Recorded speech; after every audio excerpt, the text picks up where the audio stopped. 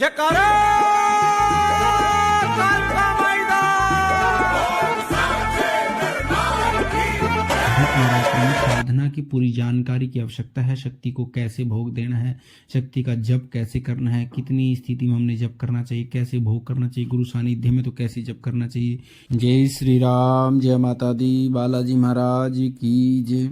जो आज मैं एक विषय लेके आया हूँ ये काफ़ी इम्पोर्टेंट और काफ़ी लोगों का मेरे पास में बार बार सवाल आ रहा है, क्योंकि गुप्त नवरात्रि आने वाले हैं और गुप्त नवरात्रि के बारे में जो हम साधना करनी चाहिए, किन शक्तियों की हमने साधना करनी चाहिए और कौन से मंत्रों से हमने शुरुआत करनी चाहिए, साधना के क्षेत्र में किस मंत्र से हमने शुरुआत करनी चाहिए ताकि हमारे को शक्ति जल्दी मिल सके और उसके अनुभव भी हमारे को शीघ्र हो सके।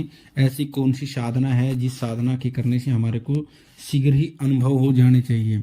और ये गुप्त नवरात्रों में साधना हमारे को सिर्फ 9 दिन के अंदर ही हमारे को शक्तियाँ मिल जाती हैं। यदि हमने इनके गुप्त नवरात्रों में साधना की पूरी जानकारी की आवश्यकता है, शक्ति को कैसे भोग देना है, शक्ति का जप कैसे करना है, कितनी स्थिति में हमने जप करना चाहिए, कैसे भोग करना चाहिए, गुरु सानिध्य में तो कैसे जप करना चाहिए, यदि बिना गुरु के हैं तो हमने जप कैसे करना है, भोग कैसे लगाना चाहिए शक्ति को, ताकि हमारे को उस शक्ति की पूरी जानकारी जब तक नहीं होगी तब तक हमारे को उस शक्ति का हमारे ऊपर सिद्धि नहीं मिल पाएगी किसी भी तरह से, किसी भी मंत्र की। तो इसकी पूरी मैं जानकारी आपको इस वीडियो में दूंगा। इस वीडियो को आप अंत तक जरूर देखना और जिन जिन लोगों ने चैनल को सब्सक्राइब नहीं किया आप चैनल को सब्सक्राइब करना, क्योंकि हमारा बालाजी दरबार लगता है। दरबार संबंधी जानकारियाँ फिर किसी ने ऑनलाइन पूछा लेनी हो तो दरबार के चैनल से आप सीधी ऑनलाइन पूछा ले सकते हैं। और जो ये जानकारी है ये है गुप्त नवरात्रों की साधना के बारे में।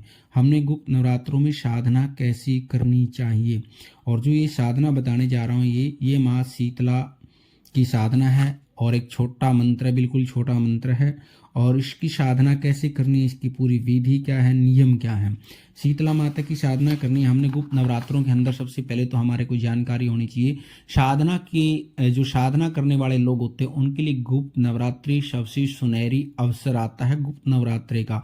और गुप्त नवरात्रों में जितनी हम साधनाएं को गुप्त रखेंगे उतने ही हमारे को जल्दी फल मिलता है। साधना के अनुभव, जैसे हम साधना कर रहे होते हैं तो उसके अनुभव हमें किसी को शेयर नहीं करने चाहिए। सिर्फ जिससे हम जानकारी लेते हैं या फिर गुरु को, उनको ही हमने अनुभव शेयर करने चाहिए। अन्यथा साधना के जितने भी हमारे अनुभव होते हैं किसी को शेयर नहीं करने चाहिए। और इसके आगे क्या है, यदि आप सबसे पहले हमने साधना कहाँ से शुरू करनी चाहिए। सबसे पहले हमने किसी भी देवी की हो साधना, देव की हो, पीर की, फकीर की, माता की, मशाने की, कहीं की भी कुछ साधना हो तो हमें सबसे पहले बीज मंत्र की शुरुआत करनी चाहिए।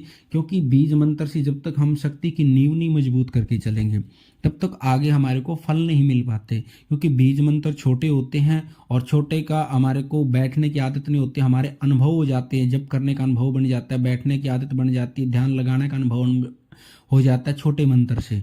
और यदि हम कई बार साबर मंत्र उठा लेते हैं तो साबर मंत्र से ना तो हम पूरा जप कर पाते हैं ना उसके नियम कर पाते हैं, तो हम बीच में रह जाते हैं। तो इसलिए बीज मंत्र से ही सबसे पहले हमने साधना की शुरुआत करनी चाहिए और बीज मंत्र से हमारी जितनी शक्ति मजबूत हो जाती है फिर आगे हम किसी भी तरह की साधना कर सकते हैं। क्योंकि जब तक हम बीज नहीं बोएंगे तब तक आगे हमारे को फल नहीं मिलेगा।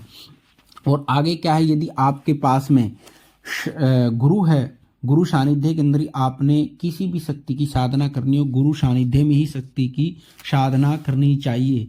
यदि आपके पास गुरु नहीं है तो भगवान शंकर को या बाबा गोरखनाथ जी को आप गुरु बना करके भी इस मंत्र की साधना कर सकते हैं। इसमें कोई विलंब नहीं होता, क्योंकि जो भी हमने गुरु के निमित्त जो वस्त्र भोग देने होते हैं वो भगवान शंकर को आपने देने हैं। जब साधना करेंगे तो इस मनोकामना को लेकर भी कर सकते हैं। और जैसे नवरात्रों में इसकी साधना करेंगे तो आपको इसकी सिद्धि 9 दिन में ही मिल जाएगी। साधना की जानकारी इसमें क्या है, सबसे पहले गुरु सानिध्य में आप नहीं हैं तो आपने भगवान शंकर की गुरु बना करके, बाबा गोरखनाथ जी को गुरु बना करके और माँ शीतला की पंचोपचार आपने पूजा करनी है। पंचोपचार पूजन करने के बाद आपने शक्तियों को भोग देना है, स्नान वगैरह करा करके हमने फिर भोग देना है। और भोग देने के बाद में हमने संकल्प लेना है। बिना संकल्प के कोई भी साधना हमारी सफल नहीं होती। संकल्प लेना है। पहले भी हमने जब शुरू करते हैं, हम 11 माला करनी है, 21 माला करनी है, ज़्यादा माला करनी है, या बिना गिनती के यथा संख्या नाम जप करना है, तो भी आपने संकल्प करना है कि हम भगवती आपकी शरण में आए हैं और बाबा के आदेश से, यदि आपका गुरु नहीं है तो गुरु आदेश से, ये गुरु नहीं है तो भगवान शंकर के आदेश से, बाबा गोरखनाथ जी के आदेश से इस मंत्र की साधना करना चाहते हैं। तो ये सारी बात आपने बोलनी है, अपना नाम गोत्र सहित, क्योंकि मैंने संकल्प के लिए वीडियो बना रखी है, आप उसको भी देख सकते हैं। संकल्प करने के बाद जैसे हम पूरा जप कर लेते हैं, जप करने के बाद भी हमने संकल्प के द्वारा उस माँ भगवती को इतना जप किया मैंने, वो अर्पण कर देना चाहिए।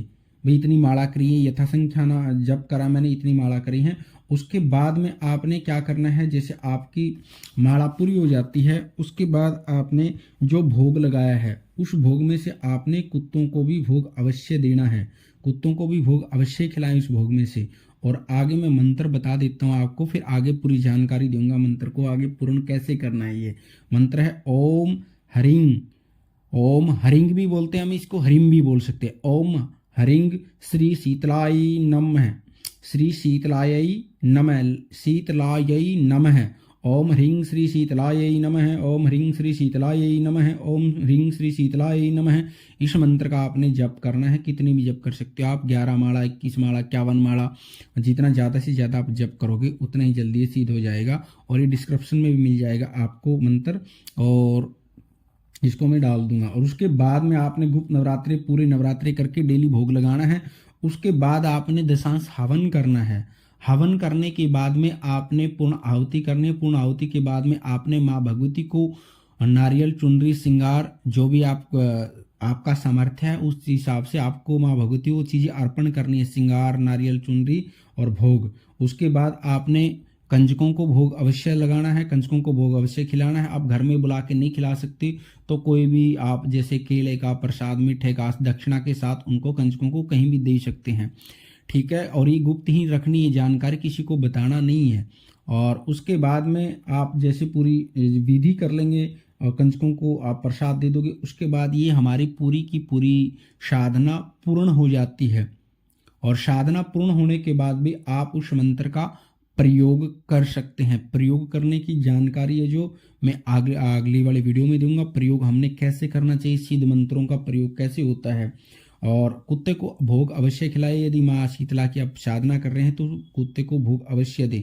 दोबारा फिर एक बार मैं मंत्र बता देता हूँ।